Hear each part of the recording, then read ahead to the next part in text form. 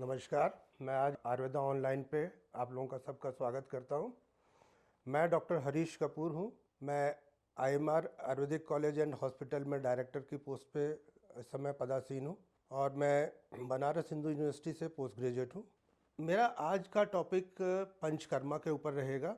पंचकर्मा को लेकर के हमारे भारतवर्ष में ही नहीं, संपूर्ण विश्व में एक जिज्ञासा का माहौल है, क्योंकि ये आयुर्वेद की वो विधा है जो न केवल शरीर से सारे रोगों को दूर करती है, बल्कि रोगों को दूर करने के साथ साथ अगर स्वस्थ व्यक्ति भी इस चिकित्सा पद्धति को अपनाए तो अपने आप में एक नव जीवन या नव स्वास्थ्य प्राप्त कर सकता है। पंचकर्म चिकित्सा बताने से पहले मैं चाहूँगा कि मैं थोड़ा सा आयुर्वेद के बारे में बात करूं कि आयुर्वेद, क्योंकि ये पंचकर्म चिकित्सा जो है आयुर्वेद की ही एक विशेष चिकित्सा पद्धति है। आयुर्वेद असल में, जैसा कि सभी लोग जानते हैं कि आयुर और वेद, आयु का वेद, लाइफ की साइंस, इसको हम लोग लाइफ साइंस कहते हैं। इसमें जो चीज़ें हैं अगर मैं आपको बताऊं तो ये आप मान के चलें कि जो चीज़ इसमें बताई गई है वो किसी और जो मेडिकल साइंस है वो नहीं मिलती है। हमारे आयुर्वेद का जो बेसिक एम है वो है स्वस्थस्य स्वास्थ्य रक्षणम आतुरस्य विकार प्रशमनम चा।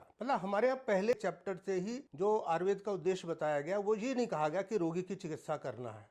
सबसे पहले क्या कहा गया, आपने श्लोक को अगर ध्यान से सुना हो तो उसमें बोला गया कि स्वस्थस्य स्वास्थ्य रक्षणम आतुरस्य विकार प्रशमनम चा, यानी स्वस्थ व्यक्ति के स्वास्थ्य की रक्षा करना पहला एम है। और बाद में आतुरस्य विकार प्रश्न, आतुर का मतलब होता है रोगी, रोगी की रोग की चिकित्सा करना यहाँ पे सेकेंडरी है। जबकि सब जगह मारामारी है, सब मेडिकल साइंसेज में कि भाई बीमार आया उसको ठीक करो, उसकी चिकित्सा करो। हमारा आयुर्वेद इससे थोड़ा हट के सोचता है, वो कहता है कि नहीं, वो अलग बात है, चिकित्सा तो तभी करनी है, परंतु हमको पहला एम यह है कि स्वस्थ जो व्यक्ति है उसके स्वास्थ्य की रक्षा करना। तो इस एम को कैसे इम्प्लीमेंट किया जाए, इसके लिए हमारे आयुर्वेद में विशेष चिकित्सा पद्धति पंचकर्मा के रूप में रखी गई। पंचकर्मा है क्या एक्चुअली? पंचकर्म के बारे में अगर मैं आपको बताऊं तो पंचकर्म के बारे में रोगों को समूल रूप से नाश करने के लिए, यानी जड़ से रोग चले जाएं। जो हमारे आयुर्वेद में रोग के कारणों को वात, पित्त और कफ के रूप में माना जाता है। ये त्रिदोष है। इन तीन दोषों की विकृति या दूषित होने की वजह से ही विभिन्न प्रकार के रोग उत्पन्न होते हैं। तो इन दोषों को साम्यावस्था में रखा जाए और रोग के जो कारण है उनको दूर किया जाए। इसके लिए एक विशेष चिकित्सा पद्धति डेवलप हुई या डेवलप की गई उन दिनों शास्त्रों में। बहुत प्राचीन शास्त्र है हमारा पंचकर्म चिकित्सा विधि। इसमें हमारे आयुर्वेद में जो कहा गया है कि चिकित्सा के दो उपांग होते हैं, दो तरीके होते हैं चिकित्सा के। एक होता है संशोधन चिकित्सा और एक होता है संशमन चिकित्सा। संशमन चिकित्सा जिसे हम लोग कहेंगे पैसिफिकेशन यानी नॉर्मलाइजेशन, और संशोधन चिकित्सा है वो है प्यूरिफिकेशन या डिटॉक्सिफिकेशन। तो जो मैं अगर पहले बात करूं संशमन चिकित्सा की, तो संशमन चिकित्सा एक्चुअली क्या है, यानी हम मेडिसिन्स के द्वारा, और वो मेडिसिन्स जो हमारे पास हर्ब्स के रूप में मौजूद है या हमारे पास मिनरल्स के रूप में मौजूद हैं या हमारे पास और चीज़ों के रूप में उपलब्ध हैं, हम उनसे दवाइयों के रूप में, औषधियों के रूप में प्रयोग करके, मरीज आया मेरे पास और उसने कहा कि डॉक्टर साहब मेरे को प्रॉब्लम है, मेरे को चिकित्सा करानी है, मेरे को फलाना रोग है, ये परेशानी है, मैं उसकी नब्ज देखूंगा, पल्स देखूंगा, उसकी प्रकृति जानूंगा, उसको मुझे क्या, उसका कौन सा दोष प्रकोपित है, उस दोष को जान करके फिर मैं उसके लिहाज से डायग्नोसिस बनाऊंगा अपनी, और फिर मैं उसकी चिकित्सा प्रारंभ करूंगा और उसमें औषधि यूज़ करूंगा। वो औषधि हर्ब्स भी हो सकती हैं, मिनरल्स भी हो सकते हैं, जो हम लोग हमारे रसायन चिकित्सा है वो यूज़ कर सकते हैं।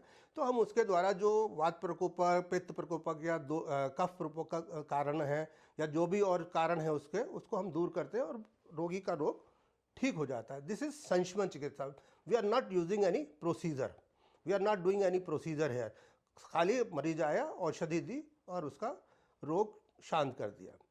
पर दूसरी चिकित्सा है संशोधन चिकित्सा। संशोधन चिकित्सा, उसमें हम लोग क्या करते हैं कि हम लोग रोग के कारण को समूल नाश, ये तो हमने जो संशमन चिकित्सा दी, इससे अक्सर क्या होता था, इसमें देखा गया कि रोग का पुनर्भव हो जाता था, यानी रिलैप्स भी करते थे। रोग आज हो गया, दवाई दी, ठीक हो गया, हो सकता है महीना 15 दिन बाद या 6 महीने बाद या और आने वाले समय में दोष फिर प्रकोपित हुआ और फिर वो दोबारा कोई रोग हो गया। तो उसमें ये किया गया कि ऐसा किया जाए कि जो रोग के कारण हैं उनको समूल नाश कर दिया जाए। उनको, हमारे यहाँ रोग के प्रमुख कारण जैसे मैंने बताया कि वात पित्त कफ है, तो उनको समूल नाश कर दिया जाए और निकाल दिया जाए उनको। जो विकृत हुए दोष हैं, सारे दोष नहीं निकाले जाते, विकृत हुए जो बढ़ा हुआ दोष है, विकृत हुआ दोष है, उसको निकालना है। तो उसके लिए एक चिकित्सा अपनाई गई, पंचकर्म चिकित्सा। उसको, उसमें 5 प्रमुख कर्म किए जाते हैं। पंचकर्म क्यों कहते हैं इसको? क्योंकि इसमें 5 प्रमुख कर्म किए जाते हैं। वो 5 प्रमुख कर्म क्या है? शारंगधर संहिता है, हमारी आयुर्वेद की एक संहिता है, बुक्स है जिसे कहना चाहिए, ऋषियों द्वारा लिखी गई। उसमें बोला है उन्होंने, वमनम रेचनम नस्यम निवृश्च अनुवासनम एतानि पंचकर्माणि कथयानि मुनीश्वर। दोस्तों, ये पंचकर्मा के विषय में था। अगर आप इससे अधिक जानकारी चाहते हैं तो आप स्क्रीन पर चल रहे नंबरों से कभी भी संपर्क कर सकते हैं। मुझे आपके साथ मिलने में और बात करने में अच्छा लगेगा।